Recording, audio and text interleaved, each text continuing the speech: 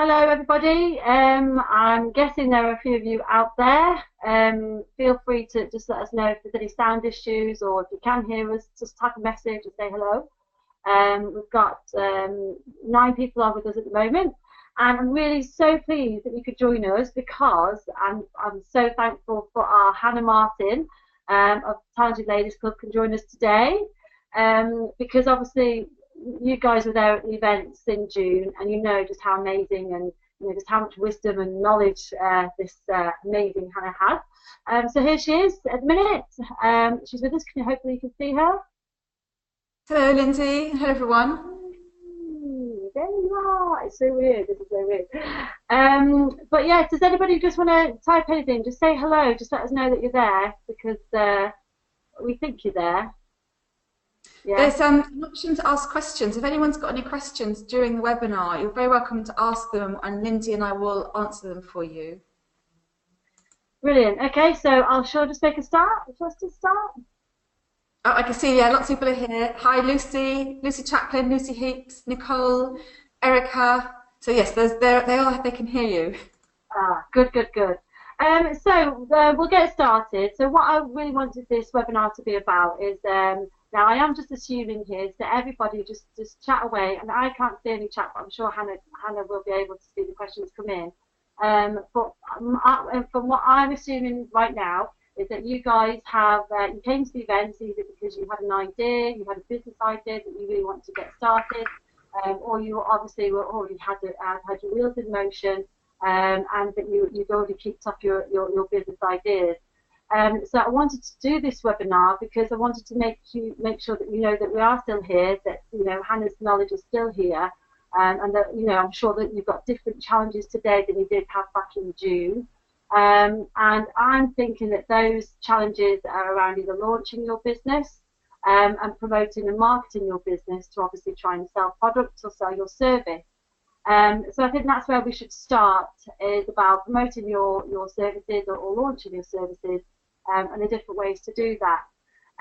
Now, the way I'm going to put these questions to our amazing Hannah here is to split, because marketing is quite a big, varied topic to cover. So maybe if we start, Hannah, with how to start planning your marketing. First of all, where do you start with marketing and promoting your business? I think always the best place to start is with your audience. So whether you're marketing or doing social media or PR or any kind of promotion, understanding who you're talking to and what they want from you is really, really important. I think it's also, you need to set yourself goals. Don't try and do everything at once. So break down what you want to do and work out what's your short, medium and long-term goal. And what are the things that you can achievably do. So you may want to focus initially, if you're setting your business up, it may be, for example, to get your first 100 customers. So that might be a goal. And then when you've got a goal like that, you can start breaking it down as to where those 100 people might come from. And they might come from social media, they might come from your list, they might come from networking. Another goal may be to get a certain number of social media followers, or it may be to grow the traffic on your site.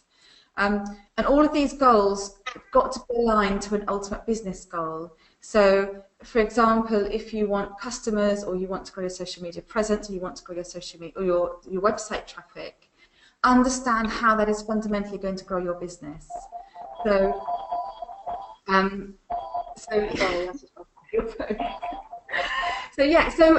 so we start. So you start with your audience. You need to know who your audience are. You need to know what your short-term goal is that you're going to focus on, and make it a SMART goal. So make it specific, measurable, achievable, relevant, and time-bound. So that's a goal that is specific, like I want 100 customers, or I want, let's say, 3,000 Twitter followers. It's got to be measurable, which both of those are. It's got to be achievable. I mean, if you set out saying, I want 1 million social media followers in a month, that's just, for most of us, completely unachievable. It's got to be relevant, and that's where it comes into your business goal. It's got to be relevant to your business. So the goal has to be tied into what you ultimately want for your business, and it's got to be time bound. So you've got to set a limit. So you say, in this first month, this is what my marketing is going to focus on. I'm going to get 100 new customers in the first month, or I'm going to get 3,000 Twitter followers, or whatever your goal is.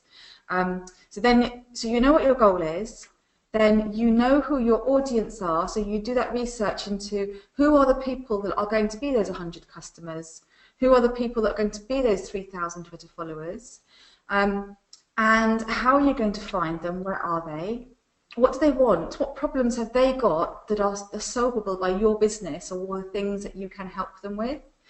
And so from that you can get your messaging and your promise to them, what you can deliver to them. And go out and write a plan. So even for that first month, then start breaking down how, so there's 100 customers, for example. So let's say you've got a business, you make, you're a children's party entertainer, and you want to get like 100 new leads onto your list that may be potential customers. So you might think, okay, so there's a 15-mile radius from my town that people might conceivably live in. They are mothers of children of a certain age, or fathers. They go to school, they go to Brownies, their kids go to Brownies. You can start to then kind of think about how am I going to find those people, where they might be, and you can start to make a plan that can help you actually get towards that goal, and then break that goal into smaller steps. So you might think, okay, so of those 100 customers, let's say 50 of them are going to be mums at schools in my town. So then what plan can I make to reach them? Can I do newsletters? Should I go to find friends of mine who may be parents at those schools? Can they talk to their friends? So it's all about chunking them down, taking a big goal and then breaking it down to smaller and smaller steps, starting to where you are now, which is 0, and then what you do then is you flip that round and work through those steps one on one, and give yourself really simple actions every day. So you say, okay, every day I'm going to call 5 of my friends who go to schools in that catchment area and tell them about my business, give them flyers and ask them to hand them out to their friends at the school gates. So there you can see you've got a really, really simple thing you can do every day. It's really quite achievable, that takes you the beginning of that step towards 100 customers. I'm just going to have a look. So I can see we've got a question. Okay, so Lucy's got a question. I think I've been stuck at the point that I feel my clients will come from more than one type of person. So I think your advice would be focused on one section only to start off with. Yes, Lucy, always make it really simple for yourself. So it's very difficult to talk to several different groups of people with a message that is perfectly tailored to them. The larger the group of people, the more you water it down, the more watered down your message is going to be. And the less likely they're going to be, oh, that's me, that's my problem, you really get me, and so therefore I'm going to listen to you and maybe find out what your business is. So break your customers down and do what we call personas or avatars. So if you have a look on our site, if you search on Talented Ladies Club for personas, there's an article on there that explains how you write a persona. And a persona is in effect a description of a single person that represents a different audience group. So the example we give on that article is a florist. So a florist might have a business customer who likes to have floral displays in their offices every week. They might have husbands who are buying bouquets for their wives. They may have brides who are looking for floral bouquets for their wedding day. They might have people looking for funeral displays for funerals. So what you can do for that florist is I would write a persona for each of those 4 different customer groups, because they're going to have different needs, different times, and different messaging. So you wouldn't talk to a bride in the same way you would talk to a bereaved wife, for example. So if you've got very different groups of customers, break them down to distinct groups and write a persona for each of those groups, and then take each of those groups and then do that process with them. So for that florist, for example, I would look at local businesses. So what are their pain points?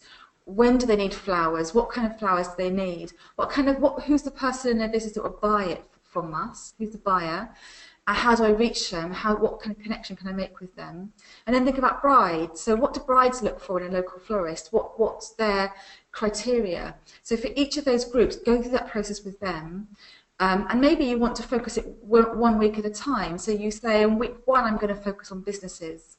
Week 2, I'm going to look at brides. And I'm going to do lots of work in that week about getting to know that target audience as much as possible, finding out where they are, why they buy, what kind of decision making. Maybe I'm going to try and meet a couple and do a bit of research.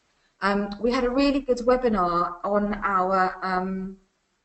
our site with Nicole from Supermom Startup, which is all about a week or 2 ago, which was about testing your business idea and going out and doing market research. So if anyone's missed that, if you email me, hannah@talentedladiesclub.com, I'll send you a link to the replay of that.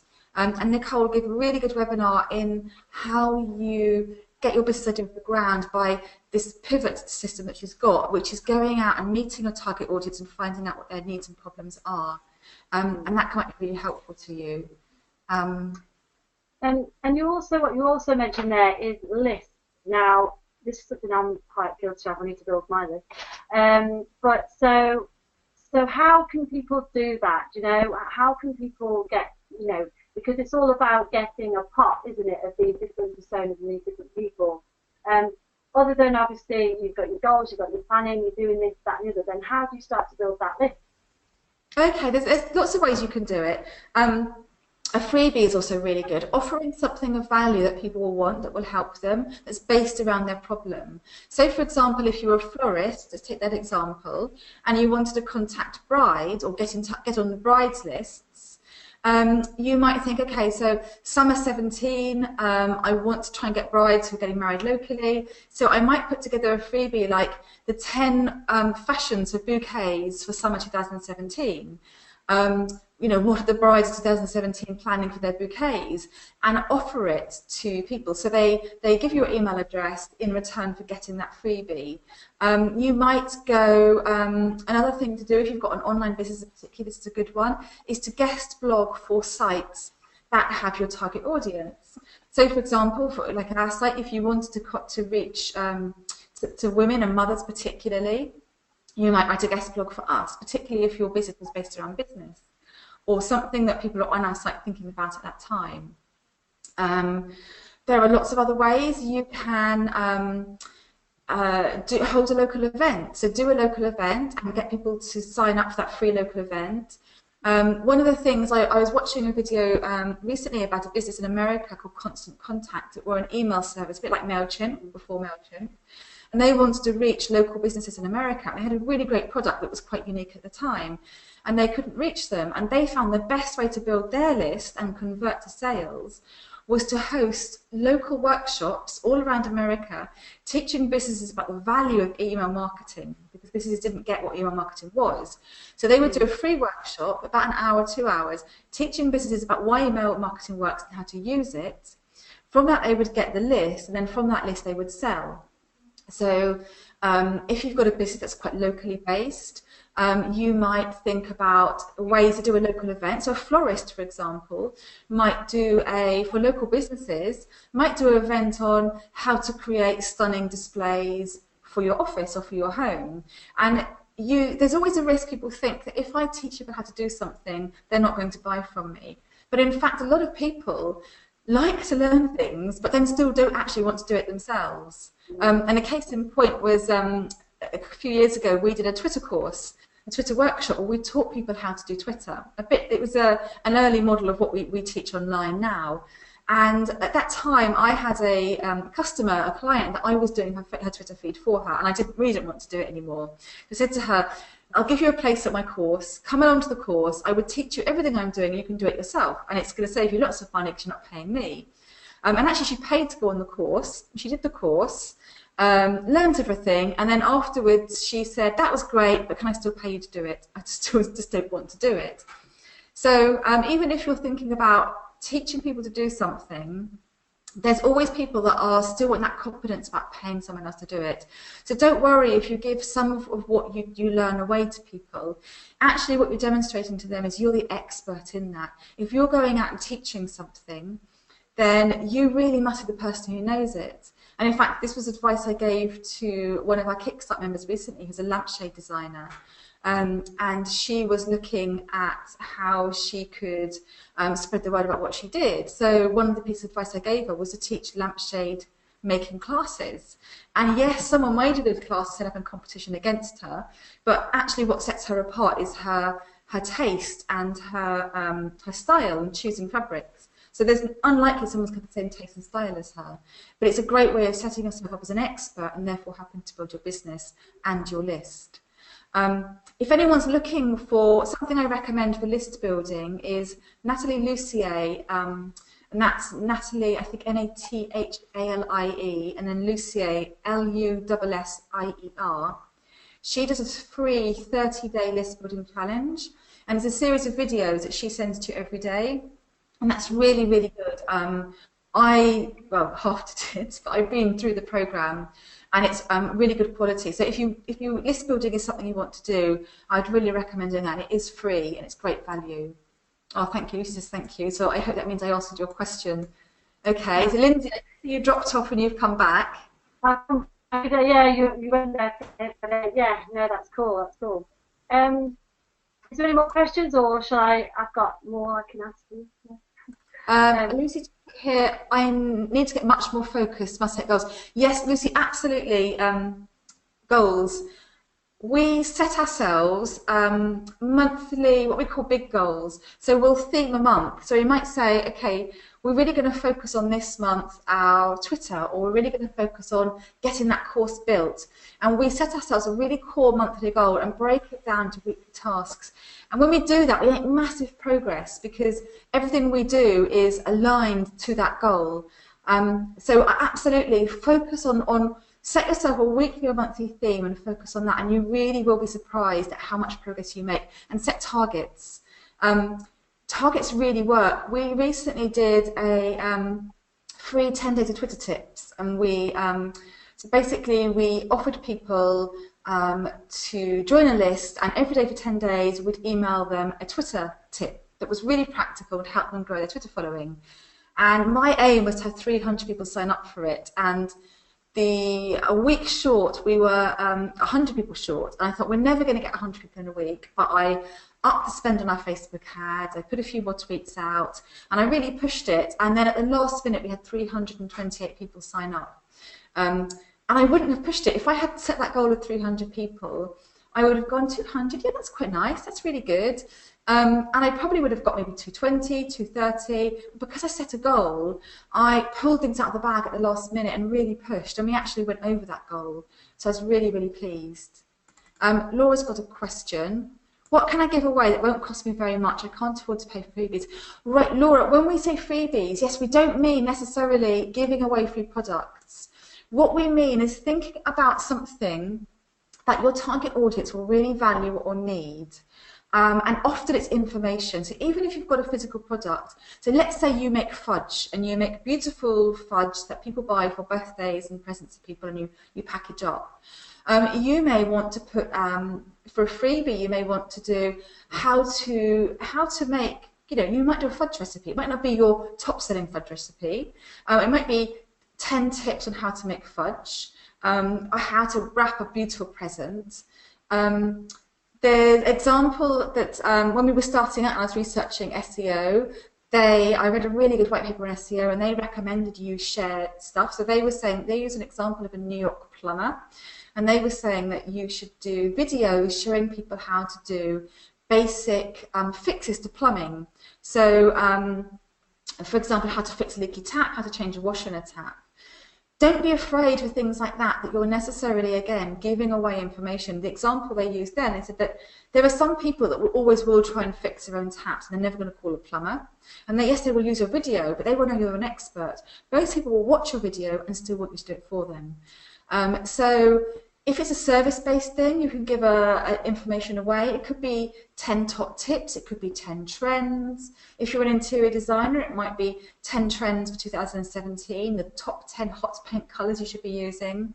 Just think about your target audience, what they're thinking about when they use your business. So if you're an interior designer, they're thinking about design in their home. If you are a cake maker, they're thinking about birthdays. So for example, if you sell birthday cakes, it might be 10 party planning tips for a brilliant kids party.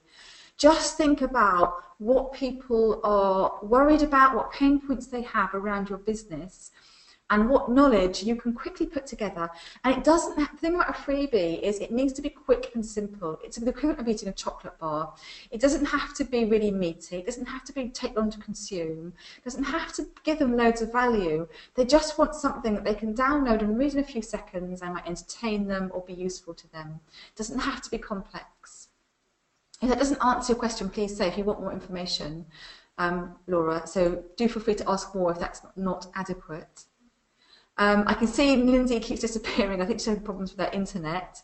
But Marianne asks, out of all the social media streams, which have I personally found the most successful as Google Ads, Twitter, Instagram, etc. So social media. So what we've used in social media, what I say is and it seems to be a new social media thing popping up every month virtually. There are lots out there, and no one, not even us or not even a large company, can do all of them really, really, really well. You don't have the time, you don't have the manpower. I would pick one or a maximum of 2 social media streams and focus on doing them really, really well. And those streams should be where your audience are.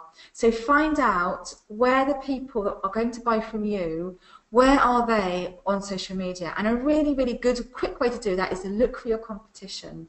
So that is businesses doing the same thing as you, or people in the same industry or going after the same target market, even if they're not competition. Go and look on all the social media sites and make a list of your competition or people that you think are after the same audience.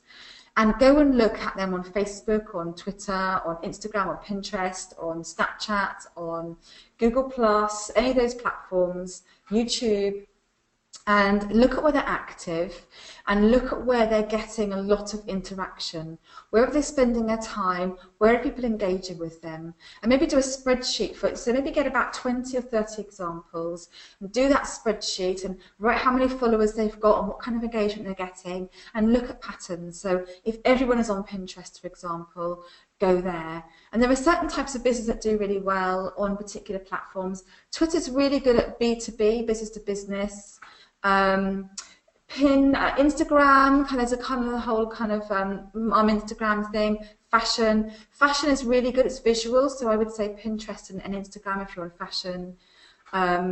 If you've got something that's very visual, if you make beautiful cakes, for example, you definitely want to be showing those off and very image based. So just look at where your competition are, where they're getting successes. And then again, where you're comfortable as well. It's no good kind of thinking, well, okay, I need to be on Instagram, but I hate Instagram. I loathe doing it. I'm crap at it. I'm not very good at putting pictures together, because you're not going to do it well. You're not going to enjoy it. And I know we're in business to make money, but we're also in business because we want to enjoy what we do, and it needs to be something that we're not going to dread doing.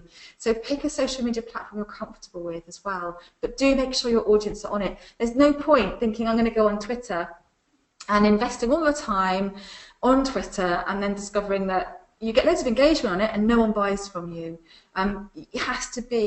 Social media has to be this funnel where ultimately it's going to lead to a sale, because otherwise it's just a waste of your time. I hope that's helpful, Marianne. Again, do let me know if you have another question on that. Really happy to answer, engage, and elaborate more. Would you make sure with top tips they're nicely designed, brand impression, etc.? Yes, if you can. If you've got the money. If you don't have the money, I've seen people do really well with words, just a Word document, and just laying it out nicely. So if you are a startup and money's really tight and you don't have a designer that you can call on that's going to do it really cheaply for you, a Word document is fine. You can think about, okay, maybe in 6 months, in a year's time, when I've got some money behind my business, I'll start designing things more nicely. But at the moment, I've got my list is 0. I just need to get people on it. Just get it out there. The important thing is to do something and get started. You can always design that list later, but if you don't have a designer, you don't have the skills now, put it in a nice Word document, send it out as a Word document. I do have a designer, but when I did the Twitter course, I had some beautiful, beautiful workbooks that I initially put as a giveaway. And this is a real lesson about how a cheap freebie can work better than a high-value freebie. So we had 2 freebies for sign-ups, and the first one was, we called a strategy bonus. It was about 5 documents that were each of them was worth about £230, and they were workbooks on getting a brand set up in a tone of voice, and they're beautifully designed, and no one, not one single person, opted in for that freebie. No one signed up in the time-limited time to get that freebie. It just wasn't attractive. Later on, I did a webinar, and the freebie I did for that was 30 formulas to write brilliant tweets. So I shared with people how to structure a tweet to get loads and loads of response from it. And I just designed it as an Excel spreadsheet. It was, well, I say designed, I put it in an Excel spreadsheet. There were no design skills, and I just sent out an Excel spreadsheet, and everyone wanted it. And I even had people who missed that deadline emailed me afterwards saying, I'm really upset, I missed the deadline to get that spreadsheet. If I sign up now, can I still get it? And that wasn't designed at all. So it shows that actually what people want is the content. And also it shows that a freebie doesn't have to be really expensive. It just has to relate really keenly to what it is they're doing, and it has to be a quick fix. It has to be something they consume really quickly and easily. Actually, they don't want things that require lots of work, even though it's higher value. And you don't have to really design it. So don't worry about design. If you don't have a designer, the important thing is to get something of value and get it up there and start testing it. And later on, you can design it if you have the budget. So Rakhi, I'm sorry if I don't pronounce your name properly. Do let me know if I haven't. I recently qualified as a baby massage instructor. Great thing to do. I want to start teaching. Do I need to have a social media presence in order to start to help attract clients? I've tried leaflet dropping NTT sales and weighing clinics already.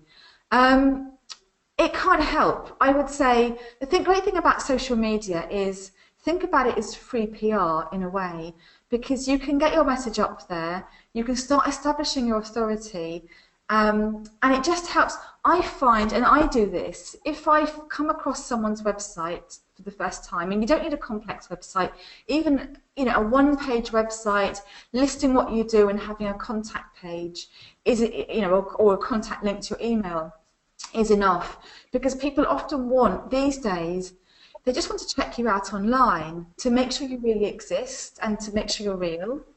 So and what I often do, if someone has got a website, the kind of page I go to is the About Us page, where I find out about them, and I'll often click through to their social media pages just to get an idea again of, are you real? Are you engaging with people? Do you know what you're talking about? So yes, I would say social media can definitely help, even if it's people you meet locally who are just checking you out before buying. And often, you hear this phrase about 6 touch points of marketing, that people need to kind of come across you or engage with you a number of times before they actually buy. And it really is true, and we've found this putting out online products, and we've learnt this over time. We'll put out what we know is a really good product that will really help our audience. And we know that we've priced it right, and we know the content is great, and we'll talk to the audience. We'll get loads of people clicking on our sales page, and then no one buys. And then we've got used to it now, and initially we got really upset thinking, what have we done wrong? Do people want to buy from us? And then we'll do Facebook ads, and we'll do webinars, and we'll do social media shares. And then at the last minute, they all buy at the last minute. And what it was actually people needed those 6 engagements, or maybe less, or maybe more, but they needed to sort of hear about it first of all and plant a seed of thought in their head, and forget it. And then see it again and think, oh yeah, that was that thing, wasn't it? And then forget it. And then be at a point where, oh yeah, that thing, and it's closing tomorrow, and I really need to sign up now, so what, I'm going to sign up. And actually, they've seen you a number of times, and they haven't bought. On all those occasions they've engaged with you, but their brain is remembering you, and they're building up a picture of what you do. So when it comes time to actually get them to sign up on the dotted line, you've got people who know what you do, they've heard about you a few times, and you're familiar to them, and then they sign up. So social media is a really good way to establish your credibility, do a bit of PR that, aside from time, can be free, but always remember your time is money, so make sure it's part of your business strategy, and also get those six touch points covered so people are getting to know you. But especially for you, that's something local. Make sure that your social media presence is focused on a very local activity. Don't get caught into the trap of getting loads of followers and fans but who aren't local, and that is a big ego boost. Actually, it doesn't correlate to sales. So yes, there are definite ways that social media can help locally, and for you, I would say is look for local Facebook pages that mums might be on, get your own Facebook page set up, and start engaging in those local pages. So adding comments and quotes on there that are relevant to what they're talking about and liking things. So people start to see your name and see your business name on there and start to get to know you. Maybe engage with them, start to do local events around, so start to do free stuff as well. It's a great way before you start doing paid stuff. So maybe do like a free half-hour class that gives people some basic tips, and then maybe get them to sign up to your course. And that might be a good way to get people to kind of spread the word. But what I would say, and this counts to everyone, not just to you, Raki, but don't be disheartened if things take off slowly. Don't think that when you first start doing it and no one buys from you, that it's not going to work. Sometimes it just takes time. And I know from personal experience, it can be disheartening when you first set out, and it can feel like it's been described online as the long, slow ramp of death.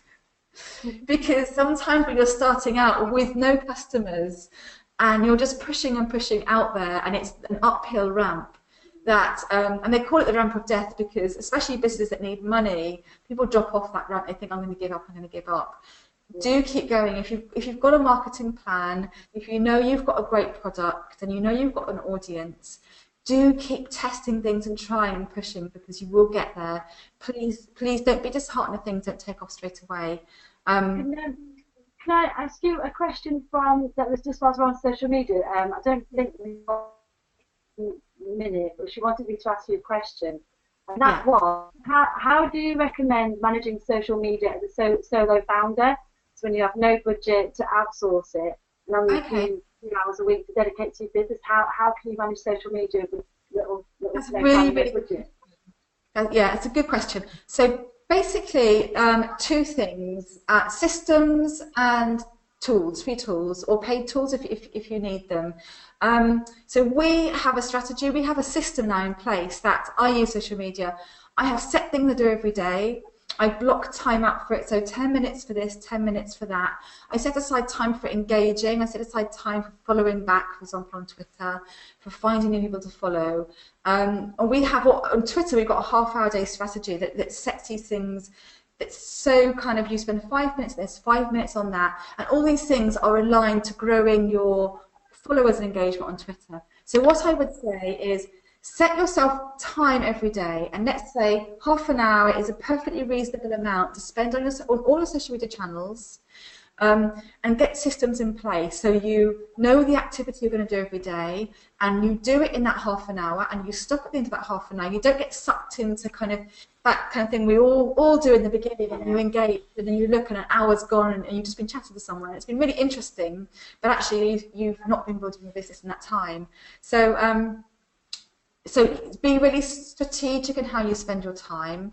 Half an hour a day is adequate. Less if social media isn't that important to you, and you haven't got the time for it. But be really specific about how you do it. And that's the kind of the core thing on the Twitter course. So I washed my hair today and it keeps flopping in my face, which is really annoying. So I keep pushing it back.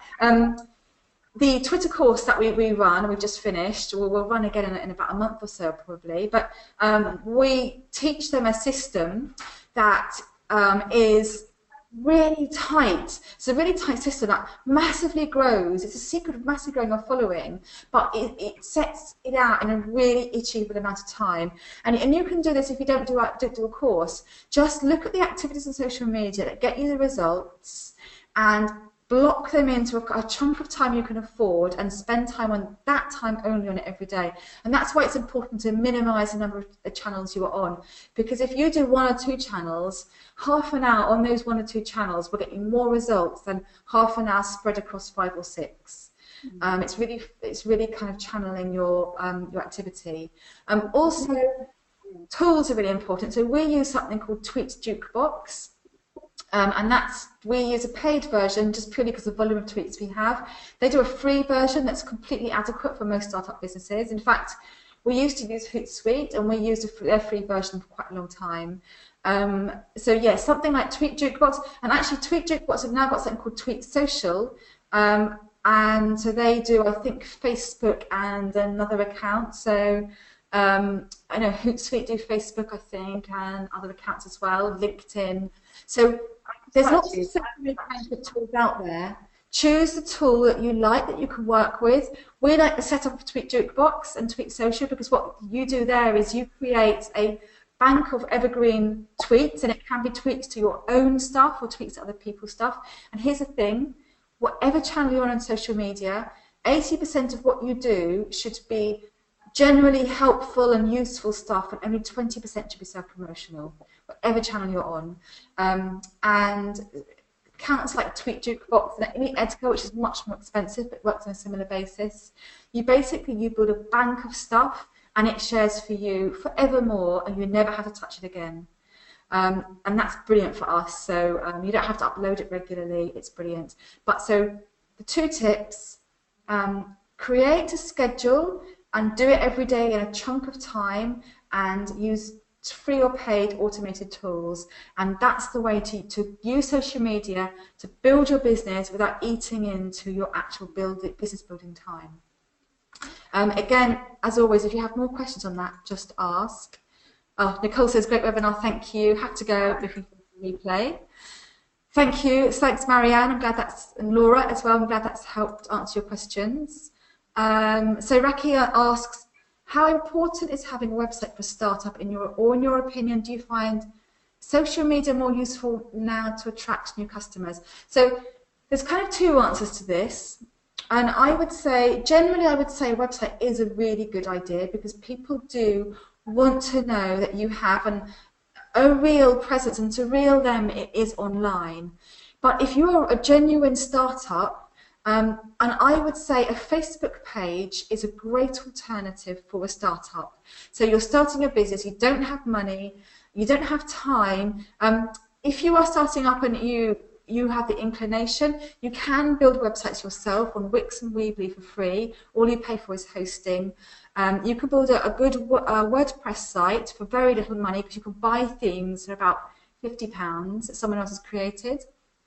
But if you're really genuinely a time-starved startup without the inclination, and you actually want to test your business before investing time in that, a Facebook page is a really good way to get that online presence, and because you can put information on there, you can keep it updated. So absolutely, I would say, for you, Raki, and I know mums love Facebook, I would say for you, get a Facebook page up, focus on getting your business going, and then later on, if you want to expand from there, do a website. But for you, absolutely, a Facebook page, probably right now, would be a really good way to get going. So yeah, as always, if you have more questions on that, please do ask. I'm happy to elaborate. Lucy says, would you say a consistent message or campaign is needed for the 6 points of engagement? Yes, I would. So yes, she asks, do you need to have a consistent message or campaign for the 6 points of engagement? I would say you need some consistency, that people need to know that when they go to your Facebook page, to maybe your Instagram page, to your leaflet through a door, to your website, to meeting you at a networking event and getting a card from you, you need to have the same kind of overall messaging. You need to have the same brand messaging. You need the same, if it's visual, the same look and feel, the same logo, or the same photos, or the same typeface, or the same color palette, so that they know it's the same business, and in their head, subconsciously, it's building that picture. So if they went to your Facebook page and you had a completely different look and feel and logo on your website to your business card, subconsciously they're not going to connect those 3 things. They're not going to think that you're the same business. So you do need to have a consistency so that when they go to all those things, it's building a picture in their mind. It's like adding Lego blocks. onto something that gradually gets bigger with every block. If you don't have a consistency, those blocks will still remain separate. So yes, that's a really good question. You do need to be consistent. Great, Raki says that's perfect, thank you. Raki says, would joining Kickstart help me to write a business plan? Yes, it would, and actually we're in the process of, and if you join Kickstart now, that's fine, because we're going to automatically put you onto our top selling plan. And actually, if anyone's thinking of joining our this isn't a plug, but if you are thinking of joining our membership program and you do so now, I really would do so now, because we are launching it probably in November, and we're relaunching it into specifically for startups. It takes you on a business building journey, and anyone who's already in Kickstart will always have access to the library of content we've got now, which is 120 plus workbooks, and you will automatically go onto our top tier paid plan, which is higher than the membership now. Anyone who joins after will have to go in at a lower level and won't have access. If you join Kickstart now, you have access to everything we've got now forever, but if you join in later, you won't have that. And if you join in now, you will automatically, for life, go through to our top paying plan, even though you don't pay that much. But would Kickstart help you to write a business plan? Yes, it does. We've got a business plan tool in there that takes you through kind of all the questions you need to ask.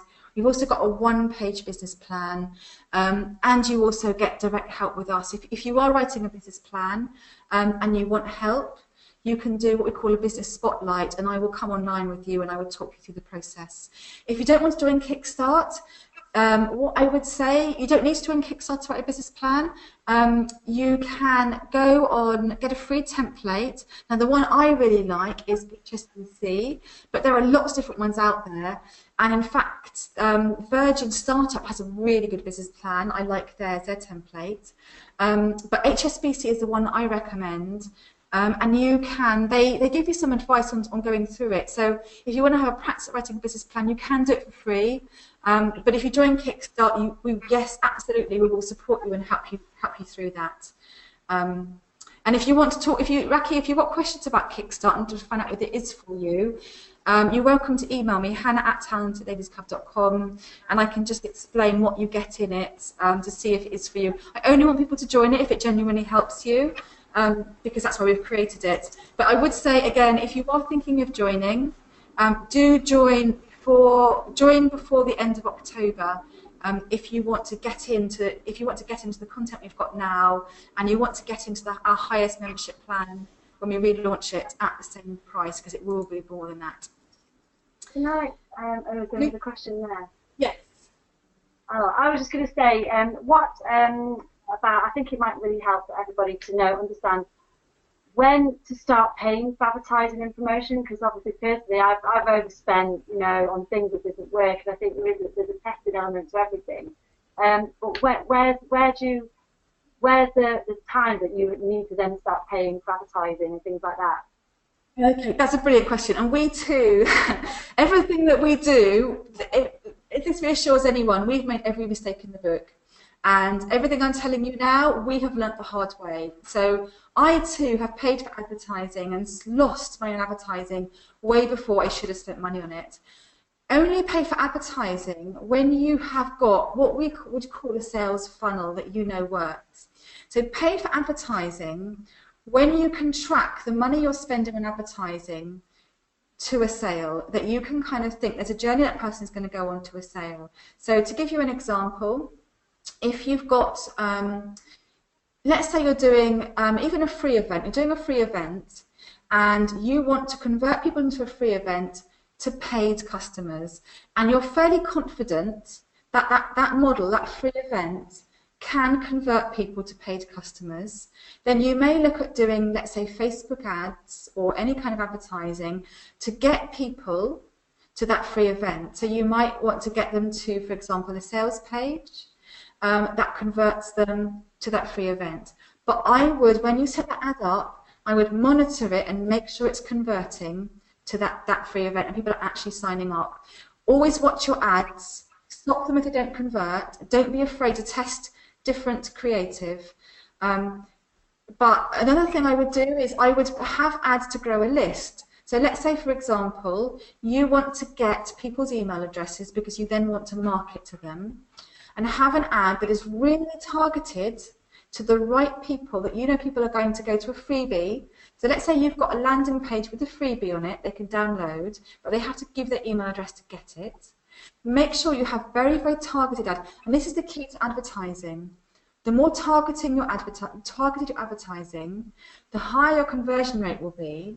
The higher your conversion rate will be, often with things like Facebook ads and Google ads, the less you pay for an ad. You will pay more for an ad if people don't click through, and they're not going to click through if you're targeting too many people. So don't be afraid with advertising to keep your target market very narrow, very small, because you will be targeting just the right people, and then you will ultimately pay less for advertising. So we pay 12 cents for a click-through to a sales page, not a freebie, but a sales page on Facebook ads, because we've learned over time how to target our ads. When we started out, we paid a lot more. We paid like 60p. But we've learned over time to target our advertising so that we're only talking to people who might buy from us, and therefore we pay less on Facebook ads. But yes, make sure that you are at a time when you can be fairly certain that at some point that advertising is going to correlate to money. Don't just do it to get traffic. We did initially, we paid for traffic. When we first started out, we spent about £120, which to us, with no income, was a lot of money. At that time, we were paying for Tanzania Club to go out. And we spent on Facebook ads for traffic to our site, just to get people on our site. And even though on our site, we weren't growing our list. We had no way of tracking these people or converting these people. We just wanted to get traffic. And it was a really stupid thing to do, so don't do that. Make sure ultimately, if you're paying for advertising, you've got a financial model at the end of it. But even if they're going through a freebie in the beginning, you are somehow getting them to a paid customer in the end. Is that helpful, Lindsay? That's really good. That's really good. I think that's a really hard thing to do. Yeah, that's really good. Lucy asks, I recommended the book, Feel the Fear and Do It Anyway, at the end of Mum's Enterprise Roadshow. It's a really good book.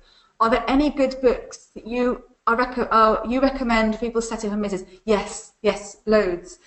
Okay, one I really love, which is The Big Leap by Gay Hendricks. That is brilliant because it helps you get past the fear. Now, yesterday I went on what was called a business mastermind group. I went to London and met 6 business owners. Well, I was one of the 6, 5 other business owners.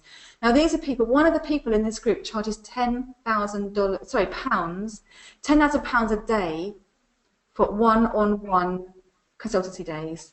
That was the level that these people, I don't charge that much, but these are the level. There were 6 of us, and we spent the day.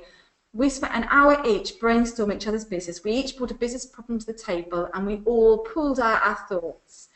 And do you know what? 2 of the people there that were 2 of the most successful people in that room, that mega fortune. One of these people has 100,000 Twitter followers. And the biggest thing that these 2 people struggled with was lack of self-belief. And you would not believe it if you met them. You would not believe it from their marketing or their success. But underneath it all, they still struggled with the same fears that you and I struggle with. And the best book for overcoming this is The Big Leap by Gay Hendricks. And he talks about exactly that, how you move past the fears that hold you back in your business and you go to what he calls your zone of genius, which is where you are doing what you're brilliant at and what you love, and you're charging the right amount for it. So that's my recommended business book. And another one that I've just read, which I think is really good, if you are launching a product online, any product, it could be a service product, it could be a physical product, it could be any industry, is Launch by Jeff Walker. It's all about how you, and he uses, probably the best analogy is how film companies sell movies, how they promote movies, and how you can build anticipation and get people to really know your product and love your product, want to buy it, and then how you then take them through a journey. And he uses really, really simple business psychological tools that that help you get past that get through that sales process. So if you've got a product that's genuinely useful to your audience, how you let them know, that's really good, and that is changing the way. Because we've launched a few online products that I know are really good, and I've really struggled at times to sell them because I haven't known how to actually market them properly. And his book shows you a really simple strategy, so that's really good. And another one, and I will show you. So this is how well, you can see how tatty my copy is. So this is Influence by Robert Cialdini there. And what he talks about in there is it's the psychology of why we buy, and it's fascinating about things like scarcity and authority, and if you use the word because in the right way. It's a really interesting idea of actually what motivates all of us, and that's really, really good. And another one is another one here. This is I won't keep on. This is the last one I recommend. But Start with Why by Simon Sinek. That's really good, and it's all about the biggest story about your business, why you have set it up. And that should drive everything from what products you create to your marketing to everything. And if you've got a why business, like Apple is a why business, it's about beautiful design. They want to just make products that work brilliantly well, that look beautiful. And that enables them to do TV, to phones, to computers. But if you set up your why as, I want to make a computer, you can't branch out into anything else. So it's all about working out the why to your business, because everything hangs off that. So that's my other recommended read. I could go on and on, but I won't. Those books, definitely, I would say buy them all, read them all, and you will learn loads. I read them. I don't read it. I should read some books. I don't read any. I really need to start reading. I've never been a reader. I'm going to read some books. I need to read some books. Honestly, do you know what? I was a real bookworm all my life, but since starting a business, I don't read novels. I just read business books. Launch, I read in a day. The thing is, if a book is relevant to solving a business problem that you have right now, taking the time to read that book will save you so many hours in doing the wrong thing. So if you're struggling with something, like for example, if you're struggling with self-belief that's holding you back, or you're struggling with launching a product, get the book that's relevant to it, set aside the time to read it, and make notes as you do. That will save you so much time. It's worth investing that time in doing it. I'm going to do it. Okay. Raki's got another question. I have another business idea which requires a lot of funding up front. What routes to funding would you recommend? E.g. Virgin Startup Loans, banks, VCs? Good question. I've had so many horror stories with VCs. I've heard more horror stories with VCs than I've heard good stories. So I'm not saying don't do that. I'm just saying tread with caution if you go on that route, and really investigate it and choose the right people. There are VCs. Sorry? VCs are venture capitalists. People who invest in businesses that they can see potential with, but want things in return, and sometimes might call their money back or whatever. There are venture capitalists that specialise in female funding, female businesses, and there are ethical venture capitalists. I'm not saying all are unethical, but if you go that route, do your research properly and make sure you choose someone that really gets your business and that you really feel comfortable with. Virgin Startup, I think, is brilliant, and I know they are they're a fellow partner of the Roadshow. I do think what they're doing is really, really good. It includes mentorship, which I think is so important, and they look at your business plan before they invest, so you get that that sense check that someone is going to make sure that your business genuinely is viable, and that can really help you. And they may come back and say, we don't think it's going to work right now, have a look at it, and actually that might help you iron out things that maybe aren't working in your business right now. Banks, yes, they're fine. They can be quite tough nuts to crack these days with post-recession. But Virgin Startup, I do really like, and if you qualify for Virgin Startup, like if you're in the right price bracket, definitely I would say as an ethical lender, I really like them. So yeah. I came across. I've actually had a business loan recently, and they're called iWalker. Now, you have to have kind of an ongoing, you have to have some revenue. It's not a startup, but if you have got some revenue, it's IWOCA, and it's an online business lender. It's not one of these ridiculous payday loans or anything like that. That's just another one that I've used. Yeah, never. I mean, this stands to reason. Never go to a loan shark or a payday lender. Never take out 1,000 million %. Yeah. But so. Yeah, Stephanie says, have to run, but thanks, this was fab. I'm glad you enjoyed it.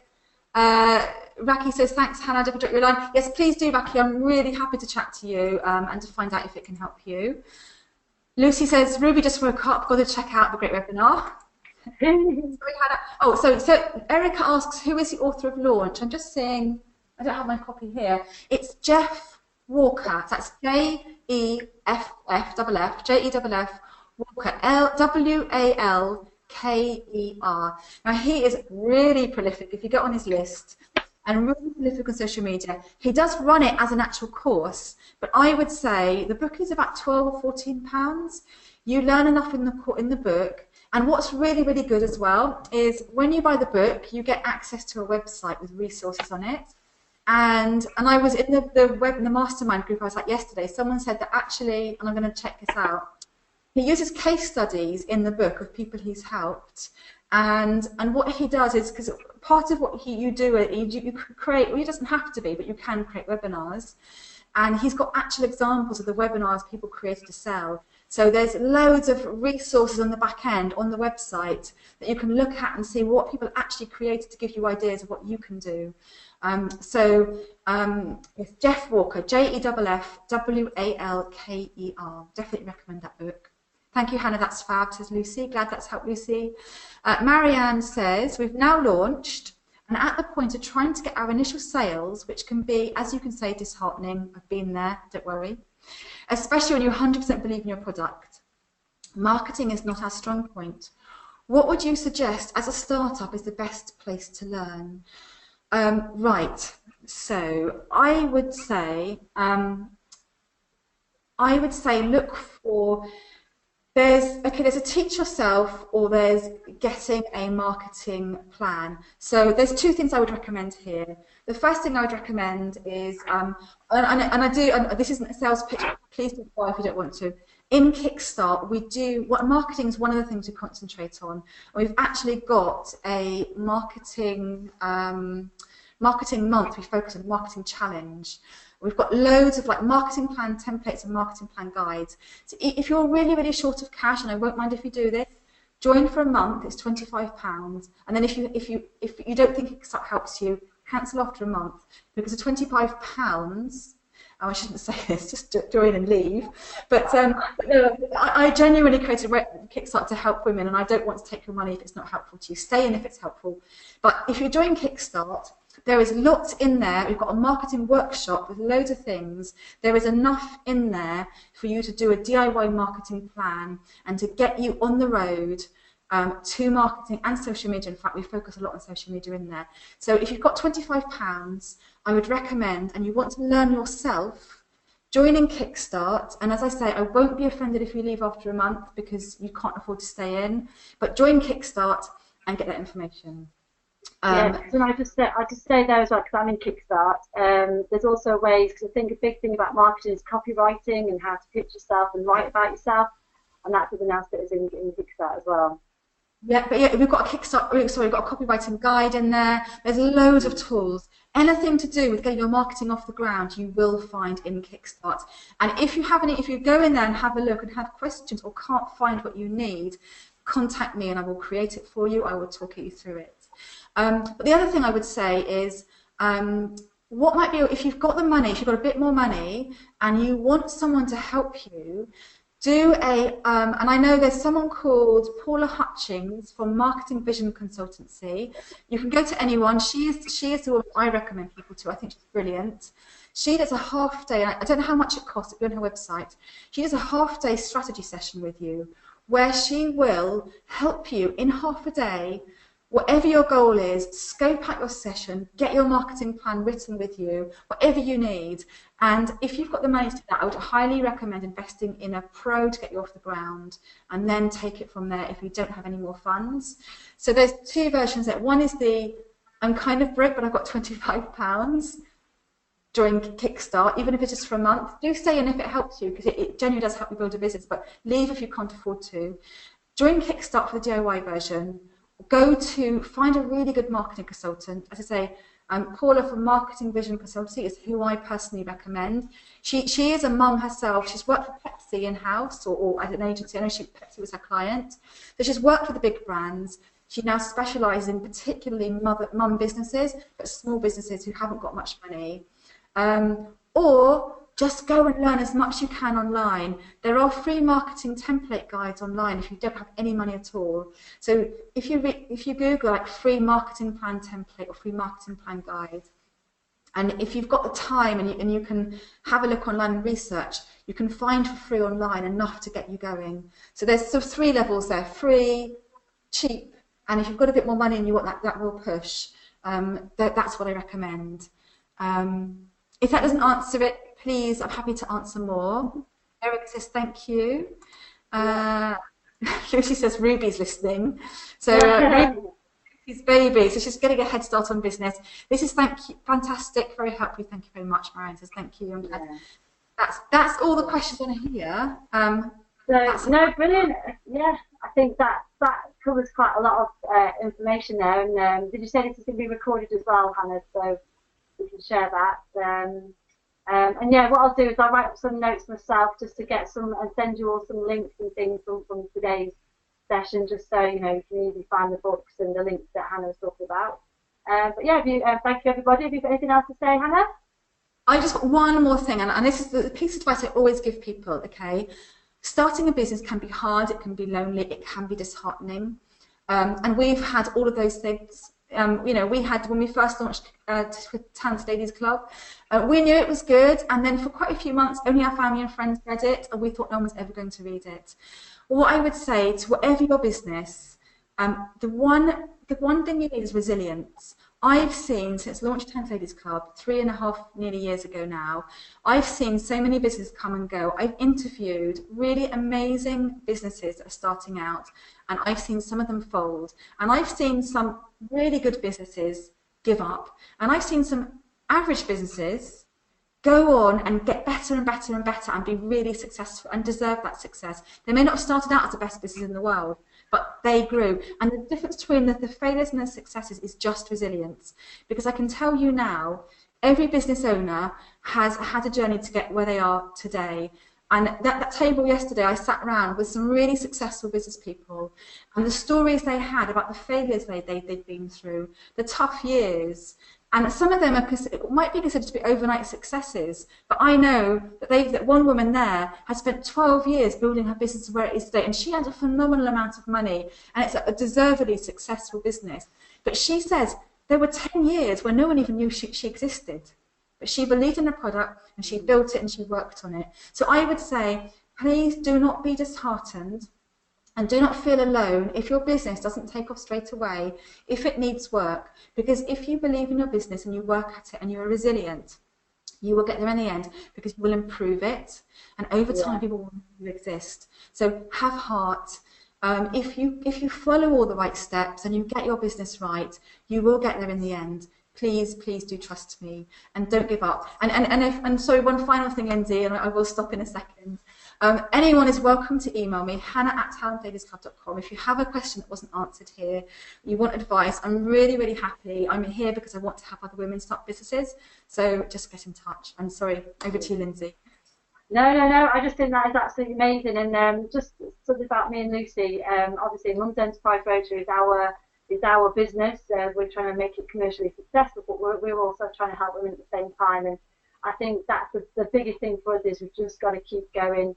In Brighton next, we've changed the model. We've flipped it around. It's now going to be free to attend because obviously we need more women to attend. So it's just that testing and taking risks and put something out there. And if it doesn't work, just take a risk and then you can change it later on. You don't have to do something and then stick to it like that's going to be forever. just try it. If it doesn't work, just do something else. So yeah, just keep trying and testing, and you'll get there. We hopefully will one day. But that's it. Cool. Yeah. So thanks everybody. Like Hannah just said, email Hannah. I'll pass you some links. Sorry, my phone's going. But yeah, thanks for joining us. Really appreciate it, and I hope that was some use to you. Thank you. Thanks, Lindsay. Thanks, everyone. Bye. Bye.